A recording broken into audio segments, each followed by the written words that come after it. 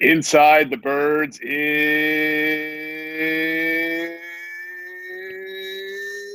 back. What's going on, everybody? It's Geoff Mosher and Adam Caplan. Happy holidays, Merry Christmas, and hopefully we'll have a great new year soon. But we are here to do what we always do at the end of the week, and that is to break down an Eagles game. We're going to get all into Eagles versus Cowboys. You know, Adam, we alluded to it in the tape review podcast a few days ago. It just has not felt like your typical Dallas week here in the Philadelphia area. There has been some good conversation about Jalen Hurts especially, but obviously this game is not what we expected it to be 14, 15 weeks ago. No, but both starting quarterbacks who started the season are no longer the starting quarterbacks with Dallas because of injury, and Philly it's because of performance. So, yeah, it's just totally not what he expected.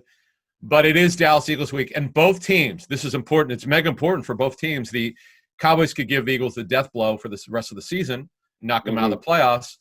The Eagles are trying to stay alive. So, yeah, there's a lot of juice here, and we've got a lot to talk about. We have some interesting numbers to look at, and it is Eagles-Dallas week, though, and I'm glad at least it means something. Sometimes it has not meant a lot, but this year it does. Yeah, Eagles need a lot of help, and to paraphrase a famous quote and kind of distort it to Eagles' viewpoint, Rashad Baker ain't walking through that door for them. So that's the Oakland Raiders defensive back. He did later, though.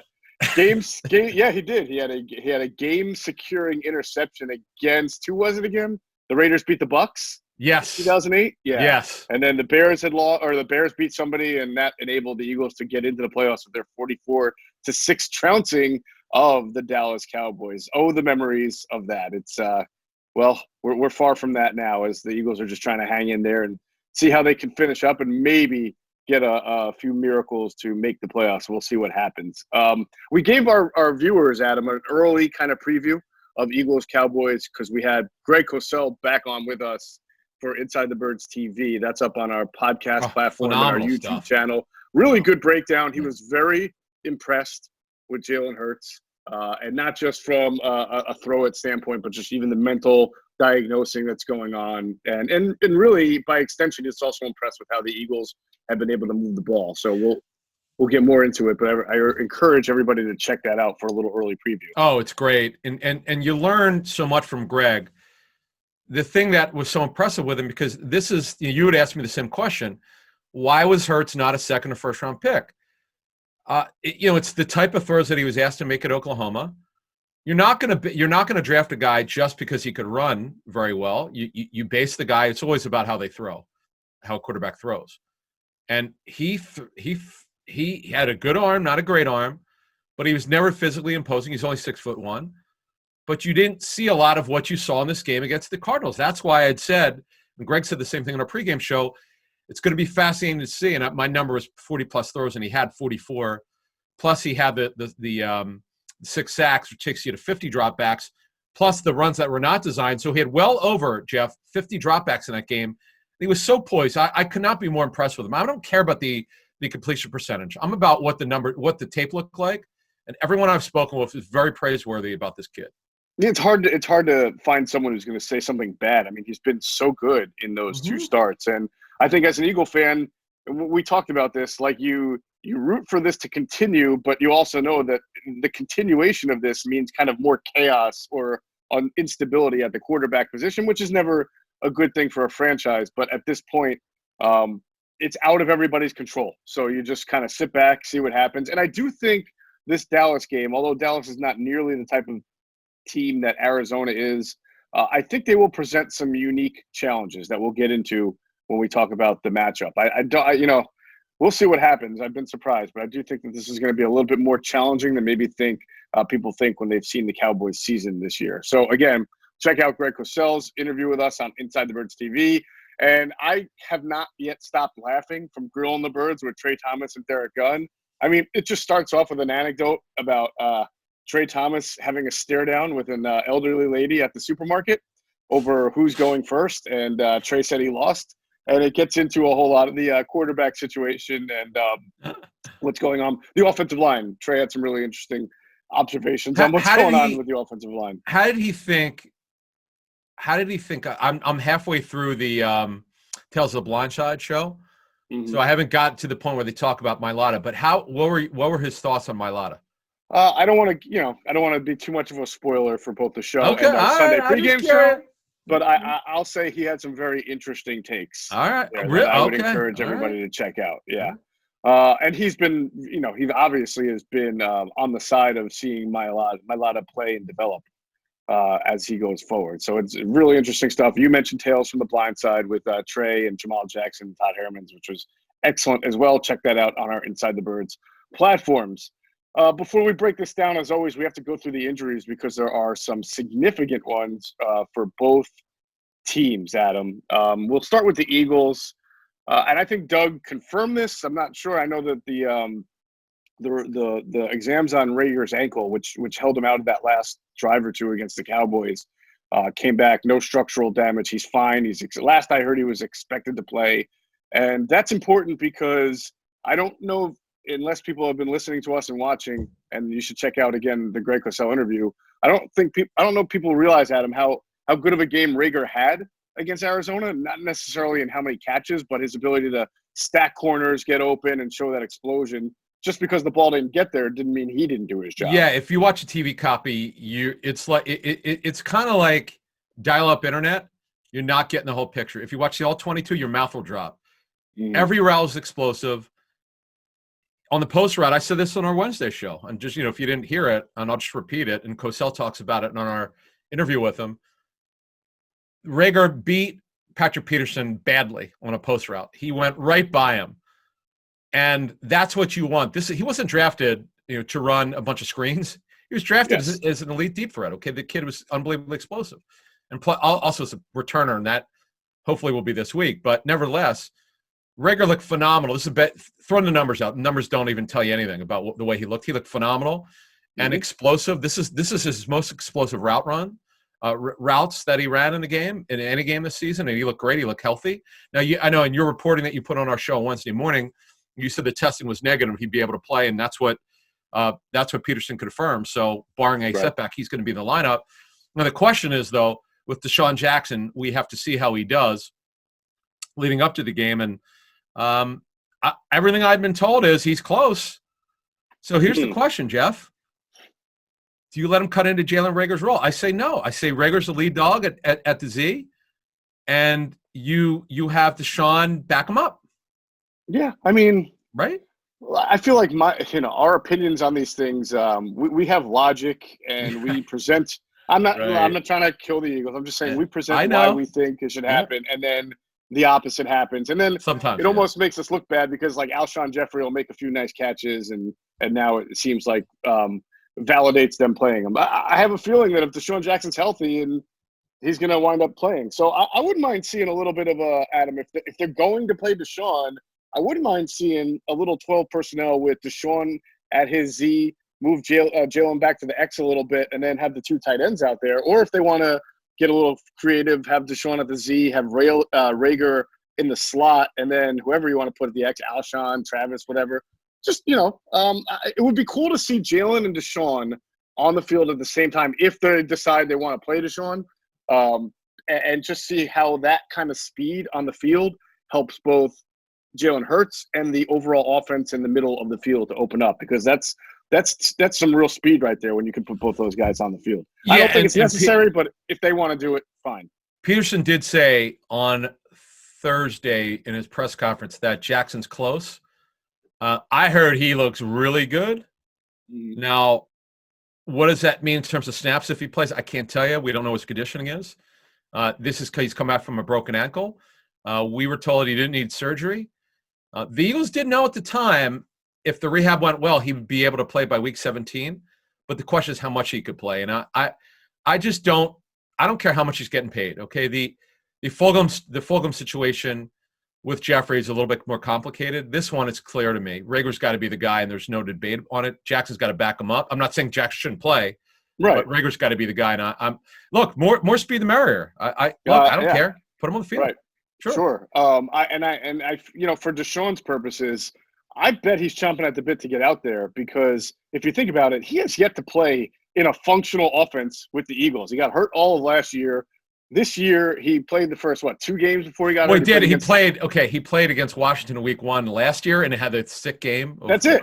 That's basically been it. Because if you remember the opening game this year that he played in, he had 7 catches for like 60. They turned him into a possession receiver. Right. You were killing him to be. Yeah, I remember you brought that up, and I know it bothered you, and it bothered me. I don't understand it, but so we'll keep an eye on that for you. We'll have more on our Sunday pregame show Sunday morning. We're pretty dialed in with the Jackson situation, so we'll have some good stuff there that's not out there. But so the danger here is, going to Dallas without maybe your starting punter. With Cameron Johnston is in the concussion protocol. They worked out a guy named Matt Weil.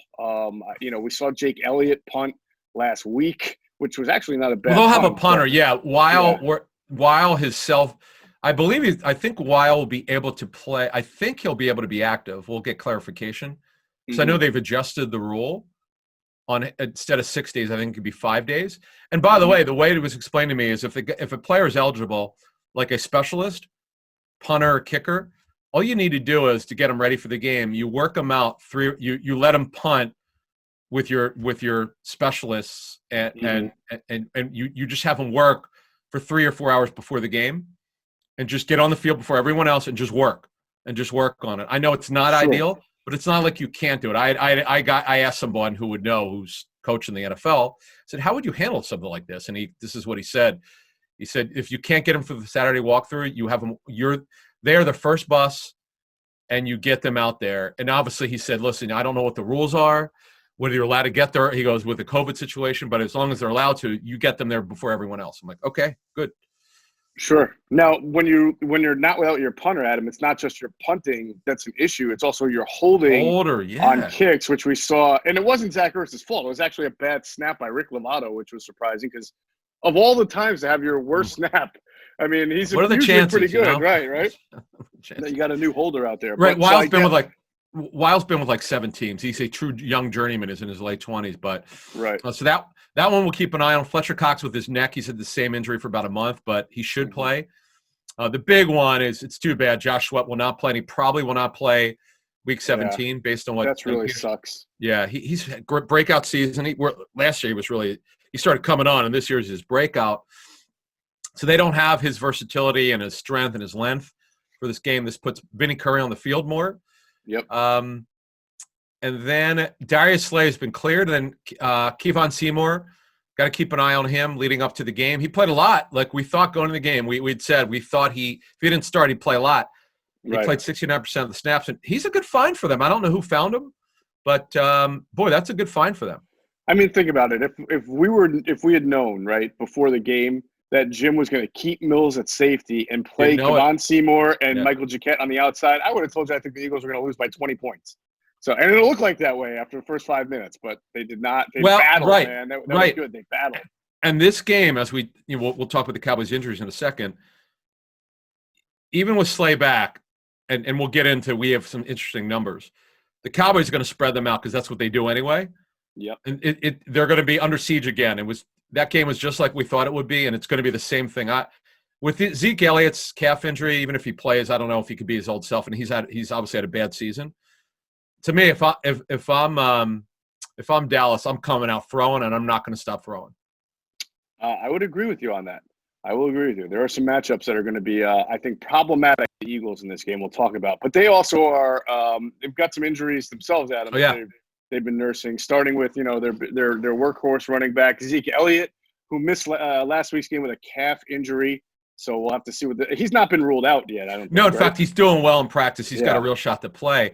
Boy, he used to be the Eagle killer. He's had a bad season. He's clearly been impacted by Dak Prescott's injury. He's a bad season. That's just the way it is. He's really struggled. A big couple. They have 3 actually on defense. Each level of defense. Antoine Woods, one of the starting D tackles with an ankle injury. Leighton Vander Esch, the middle linebacker. His the most problematic of the 3.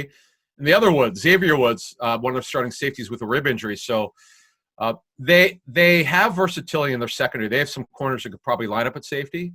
But they are not – remember, they're not with Gerald McCoy being out for the season, and they also lost another D tackle for the season. They're pretty light at D tackle. That would obviously impact them and helping Miles Sanders out. So we'll keep an eye out on those injuries, and we'll have more on our Sunday show. Absolutely, we will. All right. Let's get into some matchup notes real quick. As far as formations and things like that. Actually, no, let's not. We'll pause We'll for do a it moment. as we go. Okay. Yeah, we'll tell people about our friends at phlsportsnation.com, enhancing the fan experience with their coverage of all Philadelphia sports teams like nobody else can give. It's the Phillies, it's the Eagles, it's the Sixers, Flyers, and Union. They are for the fan, by the fan. So check them out at phlsportsnation.com and on Twitter at phlsportsnation. We'll also pause right here for a real quick word from our great sponsors, including our friends at Sky Motor Cars. All right, Adam, let's get into the Eagles offense versus the Cowboy defense, which is not a good defense. No. But for some reason, well, some of that was just the Eagles were in their own throes of dysfunction. But Yes. they did hold the Eagles to 15 points, offensive points, last time they played in that 22-9 Eagles win.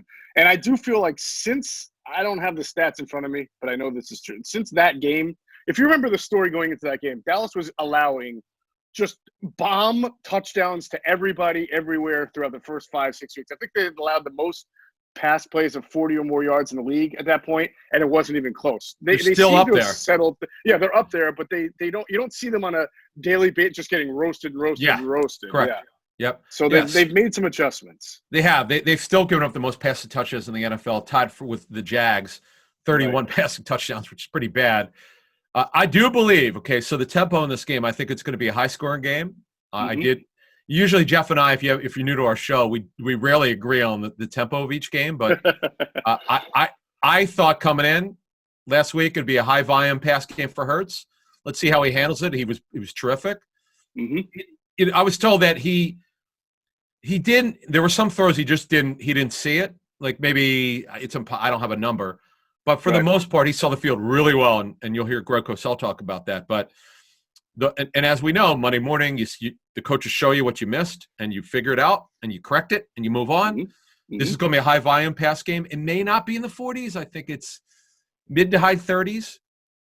I also think that Dallas's problem, they're an inconsistent run defense. They used to be the worst. They were giving up close to 6 yards per carry, like 5.8 in the middle of the season. Now they're still the NFL's worst at 5 yards per carry. And one thing about Jalen Hurts, Geoff, last week, I never felt that he was trying to run the football. I just felt like, okay, if the pocket broke down and I see grass, I'm going to run. Yes, I never felt because the first game it seemed like they designed a lot for him. Plus he ran. I just thought the run game, his run game, was a byproduct of dropping back a lot and not just seeing guys who weren't open. There were plays where guys weren't open and he ran. So totally agree. I think he'll do well. The Eagles are running 11 personnel as we get into personnel groupings. About 55% of the time, they are still, once again, for the third straight season, number one in the National Football League, about 35% in 12 personnel.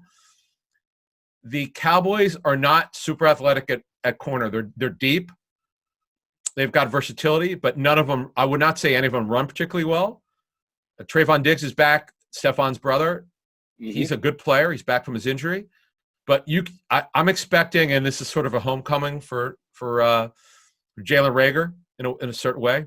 Went to school near there, obviously at TCU. I'm expecting him to be a factor. We'll get in the pass game in a couple minutes. I mean the receivers, but and they're not great at linebacker. I mean Jalen Smith is a good football player, but he's inconsistent. And Van Der Esch has got actually Cosell told us, I don't know where. One of the things I appeared on a show with him, he had mentioned that Leighton and Van Der Esch has not had a good season, despite they have two guys who are big names, but they have not played to their name value. Right. I think Sanders has a huge game this week. Hurts and Sanders, I think, run the ball very well in this game. So I agree with you. We are on the same page. I think this is going to be a game where they alternate a lot between 11 and 12. I think that they're going to come out with a lot of 12 to establish the run, and also because Dallas. If you are going to find a strength for them, or at least an area where they give the Eagles problems, it is that front four. They've traditionally given problems to the Eagles with their front four. So I think that'll continue. They'll want to be a little bit bigger up front. But on the third downs, I think they are going to try to stress that Dallas secondary, which has been vulnerable to a lot of big pass plays. So I can see them, going from 12 early to 11 later and down and distance, and then also trying to set up play action. With their 11 using 12 personnel to set up play action for the 11 personnel. So I think that the numbers are going to probably be consistent in that 50 to 55 because they're going to use both to their advantage. Yeah. Yes. And I do believe this. It depends how the defense. Hurts will throw the ball over 40 times. If they get behind like last week, he's going to throw. I mean, technically, he dropped back close to 55 times in this game. That includes. Yeah, I don't see that happening. Yeah, I don't either. Right. It's a bad thing if it happens, I think. Right. I think but win the game. He did show he could handle it. That was because you don't know about a rookie quarterback. I'd have to look at Wentz's numbers in 16. I don't remember him. I'd have to look at. I don't know if they asked him to drop back. I know that. What was that crazy Kansas City game? Was that the year that they won the Super Bowl? Oh, it was like 61 times or something. Right. Was that like that 16 or 17? Yes, 2017 week 2. It was okay. And then they won 10 straight after that. Got it. So look, the Cowboys they're tied with the Jaguars in yet another category, and it's not good to be tied with the Jaguars. Most 20-yard runs at 16 for the season. So I think this is a huge Sanders game. I think he bounces back. He looked okay, but it's just that the Cardinals were able to control the Eagles' run game. Mm-hmm. So I'm expecting another big game from Hurts. And if you have him for fantasy, I'm starting over Russell Wilson this week. If I have him, I'd have him in my top 5 this week, if not top 3 for fantasy. Oh, yeah. I think he should be able to put the ball in the air against this Dallas team. I do worry about the offensive line, not necessarily the left side of it with Seumalo and Mailata. I think it's going to be good. I'm very concerned about the matchup of Matt Pryor against Tank Lawrence. DeMarcus Lawrence. Alden Smith. And Alden Smith. Yeah. And then, Randy Gregory has been kind of resurging for like the second time with the Cowboys. So that's 3 pretty good pass rushers, and this offensive line has struggled at times against games and things like that. This is the one area that I have a lot of concern, and it's kind of why I feel like if there's going to be a step back from Jalen, because he was sacked 6 times. Now that wasn't all on the offensive line against the Cardinals, but this is the area where I'm concerned about Jalen Hurts being able to make an even better jump from the week before and the week before. I think he's going to be under pressure. I think Dallas's defense is a little bit simpler than Arizona, which throws all this stuff. So sometimes simpler can be better for a defense because, as Greg was mentioning, when you throw 7 and 8 man fronts, there are so many one-on-one opportunities that if you just throw to a spot and your receiver can get there, that helps you out. When you're not seeing that kind of pressure and a team is dropping 7 or 8, then you got to pick windows apart. So we'll have to we'll see. Right. And the issue I'd mentioned on the pregame show, I was told pretty reliably that the Eagles, when you talked about them playing games, the D-line, the stunts, the running backs for majority of the season have made too many mental errors, either not blocking the right guy or just not blocking the guy. It has not been so much on the offensive line. Yes, you're right, though. The offensive line had its problems with it, but they don't exclude the running backs with it. The running backs have had it, so they got to be on their P's and Q's here, as Geoff said, with those 3 pass rushers. Now, when they do go back to throw the ball, I mean, Awuzi's a good player. Jordan Lewis is a good player. Brown has been their nickel corner. Yeah. Their football, their tape speed, when you watch them, the way it was explained to me is they're not fast at all. Mm-hmm. You're going to be able to get plays against these guys. Now, if Djax plays, I'm going. Listen, Djax, Rager, Quez Watkins, who could flat out fly. Yes. I'm doing it, man. You don't have to throw the ball a ton, but when you do it, take your shots. Well, we did see the return of the Eagles screen game, functional screen game. Yeah, how about Trey? Trey said it couldn't happen. He said in the pregame show, he said, hell with that. I know. He said it was going to happen. I did. Did you? Did you say that? Yeah, okay. Well, that's why Trey said it. I said, you're going to see screens against the Cardinals. Okay. Throw someone, and he said, nah. Oh, yeah. No, you said, right. You said use their aggressiveness against them. And by the way, how many times did we say this season against aggressive defenses and the Eagles wouldn't do it? Well, yeah, I mean, they were trying, and then sometimes they just flat out failed, and you're right. Then they just stopped. Exactly. Completely said, we're taking this thing out. But no, you saw the resurgence of it last week, so hopefully they'll have the opportunity to run a few more against Dallas.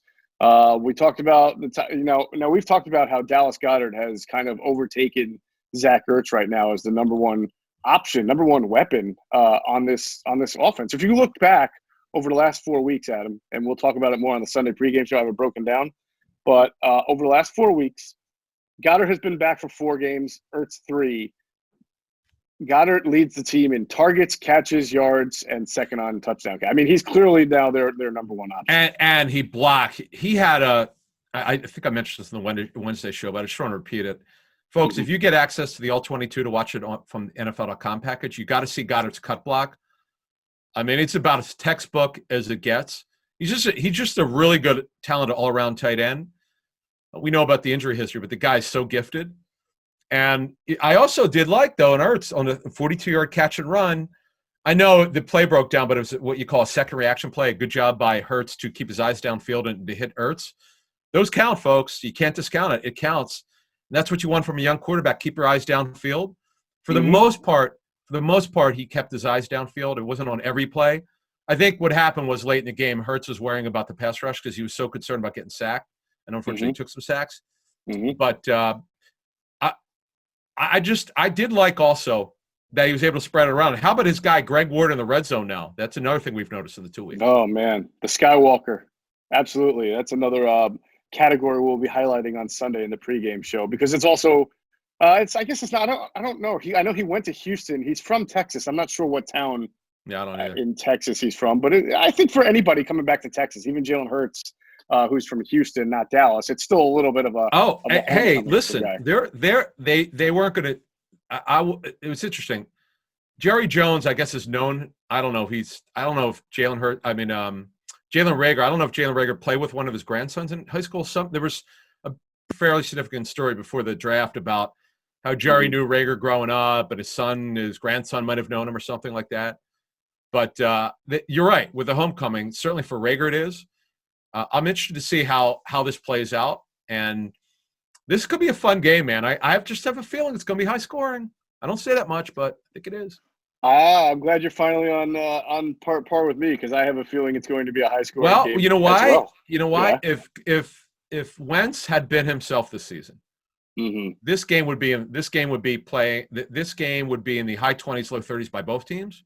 Right. Hurts showed me something last week. I understand it was played out like I thought it would play out. It would be a throw fest, but he handled himself well, particularly from a mental standpoint. Didn't make many mistakes. Hung in there after a tough start. I could not be more impressed with the kid to bounce back. This is going to be a fun ball game, folks. I'm telling you, this is going to be fun because there's going to be some big plays in this game, probably by both teams. Definitely. And by the way, it is a homecoming of sorts for Greg Ward because he's from Tyler, Texas, which is about an hour and a half east of Dallas. Which who went there? Who was born in Tyler, Texas? It sounds very familiar. I think Earl Campbell, folks. I'm not looking it up right now. I'm pretty certain that's where he's from. Okay. Well, that's an hour and a half east of Dallas, which makes it a Dallas suburb because that area is so there you go. There you go. All right. So let's take a pause real quick, and we'll get into the defense in a moment. And, of course, I want to tell you about our friends from DraftKings because we got playoff football here, man. I mean, we got so many exciting things that we can put our money on, Adam, and so many opportunities to come away from this holiday season. Not just football, but the 2021 basketball season is here. And the teams around the league took the offseason to retool and revamp, and they're ready to hit the court. We saw the Sixers already get their first win, come back. DraftKings Sportsbook, America's top-rated sportsbook app, has rolled out another one of their can't-miss offers. Trying DraftKings Sportsbook is easy. So what are you waiting for? Get in on all of the action now. To celebrate the return of basketball, DraftKings Sportsbook is giving new players 100-1 odds on any featured matchup this week. That's right. All you got to do is bet $1 on any featured matchup this week. And if your team wins, you can cash a crisp $100. And while we're all excited for the return of basketball, let's not forget football's playoffs are right around the corner. So head to the app now to check out all of DraftKings daily odds boosts. DraftKings is safe, secure, and reliable, making it easy for you to deposit and withdraw your money at your convenience. So download the top-rated DraftKings Sportsbook app now and use promo code ITB when you sign up to get 100-1 odds on any featured matchup this week. That's code ITB for new players to get a shot at $100 on any featured matchup this week for a limited time only at DraftKings Sportsbook. Must be 21 or older. Pennsylvania only. Restrictions apply in partnership with Meadows Racetrack and Casino. See DraftKings.com/sportsbook for details. Gambling problem? Call 1-800-GAMBLER. Adam, I hope all of our listeners in PA signed up for DraftKings because they had the easiest free money in the world, and that was a odds boost on Joel Embiid over 8.5 points the other night when they opened up their season against Washington Wizards, right? I mean, Joel Embiid, 8.5 points. That was free money right there that anybody could have made on an odds boost. You wound up having 20, 27, 28, dominated the fourth quarter. That was good to see. Seth Curry came up with some shots. Yeah, they I give them credit because in that game, and they really struggled in the second quarter. Yeah. And then Ty Maxey was, how about the Rook? Oh my God! In the first quarter, I don't know why Doc Rivers did not play him until 2 minutes left in the third quarter. That really bothered me. I'm talking about based on his first half usage because he was tremendous. And when they got behind, bring him in for juice off the bench. I mean, I don't understand it. So anyway, they, like you said, they came back. Embiid was a man in the fourth quarter. He took over the game, which is what you would expect against a smaller front. That's right. And he did a good job. And that good teams have to find a way to win. And remember, this is they're learning how to play with each other. They're only 2 preseason games, so I know. You know, they almost look like the old Sixers the way they were up, and then they blew the lead. I know exactly. In fact, this feels like Brett Brown operation here. Exactly. I'm hoping once Curry gets. He wasn't great in that game, but you're going to see some games where he's not quite his brother, obviously, as a shooter. But when he gets on fire, lights out, baby. Yep. All right. Let's get back to the Eagles-Cowboys matchup here, and we'll talk about the Eagles' defense. The big challenge, Adam, will be – well, 2 things, right? We talked about not having Josh Sweat, and he is 3rd on the team in sacks with 6. He's been a great story of development. That does mean more – I mean, look, they're deep on the defensive line, so having more of Barnett and Curry is not necessarily a bad thing. It could be a good thing, but Brandon hasn't had a sack – Brandon Graham, that is – since the last Dallas game. So he's been kind of on a dry streak, and Sweat was really your main outside edge penetrating pressure generator. So they're going to have to figure out a way to get it to Andy Dalton without the guy who's been playing the best edge rusher they've had over the last few weeks. I don't think it'll be a problem. Remember, Brandon Knight's their left tackle who had surgery. In fact, I think he missed the Eagles game. And Steele, Ty Steele is the right tackle, 78. Both are below average. The Eagles should feast here, even without Sweat's big thing is he's a game changer with his length and his ability to close. He's good with Harry's and his, again, he's playing typically less than 50% of the snaps, but in a way, he's the most impactful defensive end. He's just the most athletic. Right. You're right. They're going to miss it. Remember, they're playing with Joe Looney as their backup center. So look, there's an opportunity here for the Eagles to still get the job done without Josh Sweat. I'm looking forward to seeing how they do it. And then Malik Jackson, I think he could be impactful in the interior against Connor Williams or McGovern. So I still think that they have a decided advantage. There's no question about it. I think they're going to – and Andy Dalton is a fairly decent athlete, but he'll take sacks. I think they have the thing that's surprising me, Adam, is that this Cowboys offensive line has been beat up for quite a while. And you look at Andy Dalton, and he was only sacked twice against the Niners, only sacked twice against the Bengals, only sacked once against Baltimore. Yeah. For whatever they're doing, they're figuring out that they know their weaknesses, they know their parameters, and they're working around them. He gets it out. Well, one thing is he does get it out quickly. He's been a pretty good processor. Right. But he's a guy that will struggle if you get pressure up the middle. And again, I do believe the Eagles have an advantage here. The Eagles D-line against their offensive line, they should definitely have an advantage. Now, the Eagles defense for the season, they're playing about 48% man, just under 50% zone. We've said this for a while in this show. The Eagles are one of the worst zone coverage teams in the National Football League. They just don't play well when they play zone. That's why so badly they wanted to play man with Slay. The Eagles played, they're with 3 DBs for about 54% of the time. The Eagles are not a dime team. They play very little dime, only 15%. Right. Here's the thing, Geoff, the Cowboys are right up there with 3 receivers. So you kind of know what's going to come. They play 72.2%, 11 personnel, 4th most in the National Football League, very little 12, 21%. So you know what's coming with the Eagles struggling at corner because of Maddox's injury. They're going to be spread out.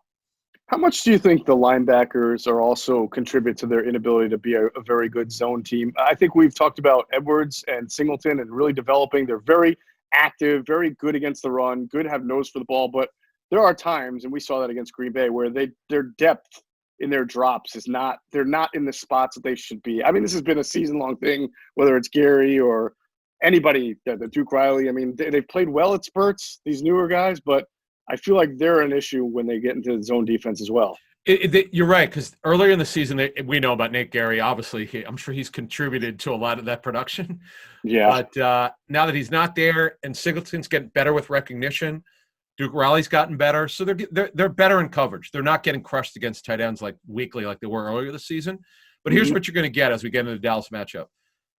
It's Cooper and Gallup on the outside. Gallup has a minor injury. He should play. CeeDee Lamb, who really got off to a great start before Dak Prescott got hurt. He's their slot receiver. There's your offense. Dalton Sergeant Schultz is their tight end, who's had a good season, really, number 86.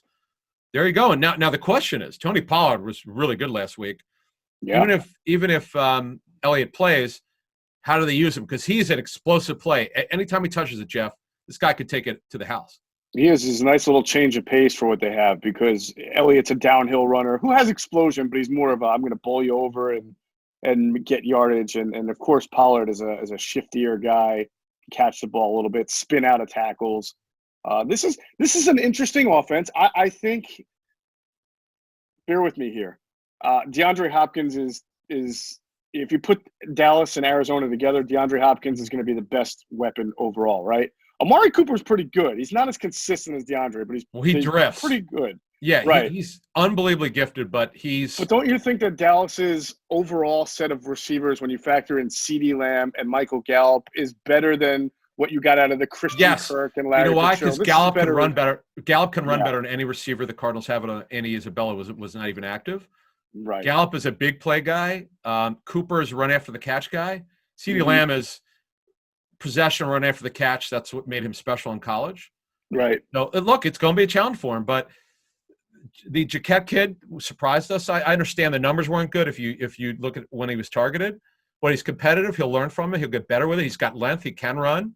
I know Maddox isn't playing, but with Slay back, they're better off here. I'll be very interested to see how much man versus zone they play this week. In fact, what do you think? What would you do if you're Jim Schwartz? You play more man than you did last week? No, I think you have to continue to alternate. And I credit Jim Schwartz. He played a decent amount, I think, of two shell defenses, two safeties deep. I know he doesn't love to do that. I think he felt like he had to. And I think you look at this Cowboys wide receiver group and you think, at times in third downs, I'm probably going to have to play a little bit more too deep. I mean, I understand why you don't do it on first and second down. You need to bring somebody in the box and guard against that running game, especially when you're in nickel.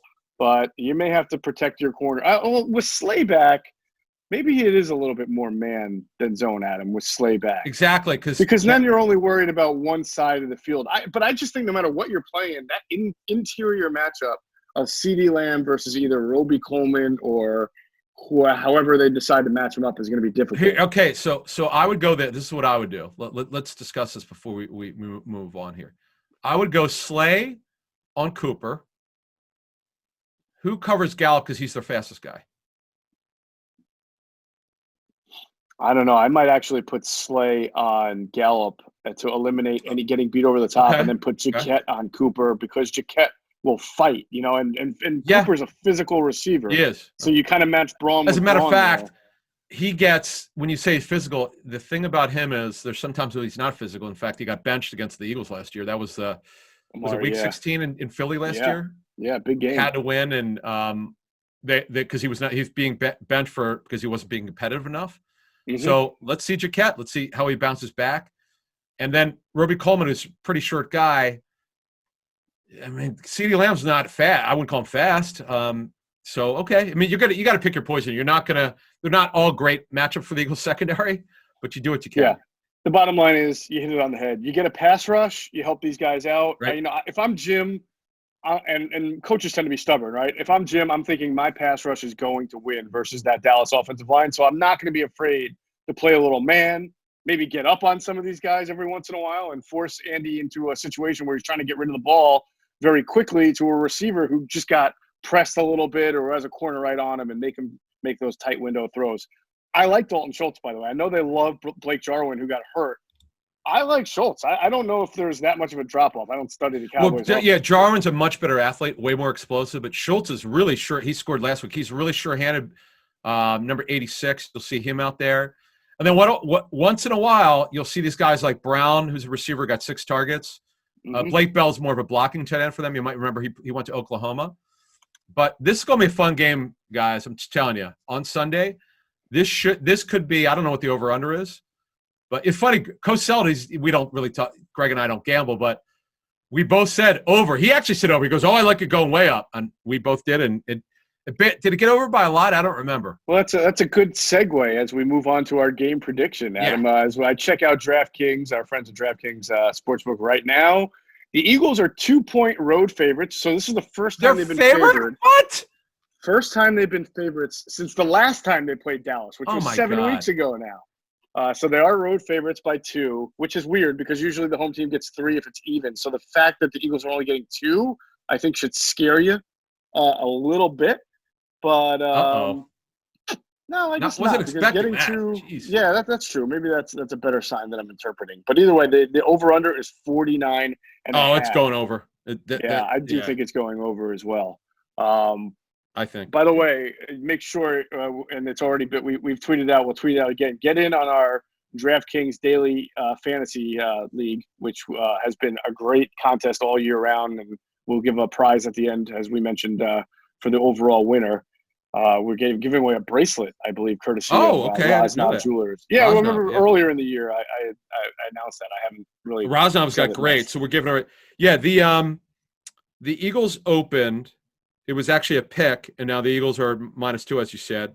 The over-under is now 49.5, depending where you're looking. DraftKings is what, you said? 49.5. Okay. Yeah, I do believe high 20s, low 30s for each team. I definitely. All right, we'll start it off. Give me a team winner and a score. Cowboys 27. Eagles 30. Wow, going with the birds, huh? Okay. Yeah, I feel like 27. That's like the highest game you've ever picked. I know. I just feel like Cowboys defense could be had. I don't think they're in fact, I know because someone told me who would know, who grades does advance, said the Cowboys corners do not run very well. He goes, they're talented, they're physical, but you can get them. And this is on the Eagles coaching staff. Take advantage of the matchups. Scheme them open a little better. They're still asking the receivers to win on the outside, sometimes with individual routes. Not as much, but they're still asking them to win. And get Rager involved. They did a better job last week. I want to see more of that. And as Geoff said earlier in the show, get them going vertical, folks. That's your job.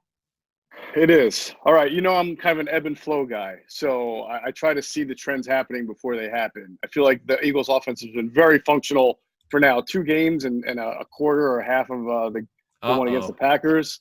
I see a sloppy game here on both sides. I think there's going to be turnovers. I think both quarterbacks are going to get hit.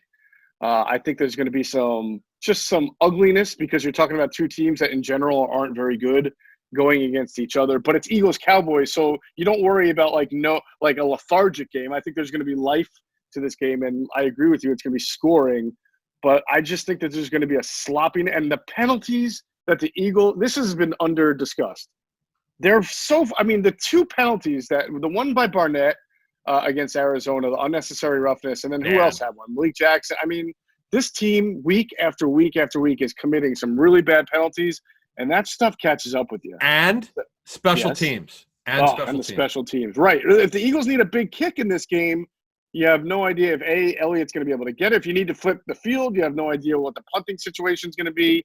So I like the Cowboys to win this game, Adam, 31-24. And it's not that I think both off. I think that there's going to be some turnovers that might be returned for a touchdown or set up, just like last week with the punt block. I just think that it's going to be an ugly game, and those tend to be high scoring. This has got to be a Dave Fipp game. He's got to bounce back as a special teams coach. Yeah. This is embarrassing how bad they were last week. I know some of us had out of his control. I understand that he's working with players, young players who normally wouldn't be playing. But you know what? You've got to do a better job here. And Dave's obviously been one of the better special teams coaches over the years. But this has not been a good season. I still don't understand why Rager's not returning punts. I don't want to hear any more excuses. I don't know what the problem is. he's healthy enough. If his ankle's healthy Remember, enough, he is out a there? starter. You don't normally see starter. I agree with Well, you. He Steve should Smith return did some, it. but Steve not Smith all. did it for years. Every punt though, even when he He was was a a great. He was unbelievable. But you can't okay. let him do it a couple times a game. Come on. Yeah, no, I agree with you. He should do it a couple times, but I know why he doesn't Jeez. do it all the Give time. me a couple, because Greg Ward, I get it. He's safe. He won't fumble and he'll get you 3 yards, or he'll let it go into the end zone. I find, but you get no juice on the punt returns. Come on. That's fair. That's fair. All right. Well, our predictions are in. You say Eagles win. I say Cowboys. We both pick the over on that, and we will break it down even more on Sunday's pregame show on all of our Inside the Birds platforms, YouTube, Facebook, Twitter. So on Twitter, we're at Inside Birds. You can find it there. All right. And of course, Trey Thomas and Greg Cosell will be with us. That will do it for this edition of Inside the Birds, the leading podcast in Eagles Intel. Want to say thanks to our producer, Hunter Brody. Check out Sports Talk with Broads on YouTube, and check out his Twitter account at Broads81. Hope everybody has a Merry Christmas, or had a Merry Christmas, as we look forward again to the new year as well. As always, we thank you for flying with us inside the bird.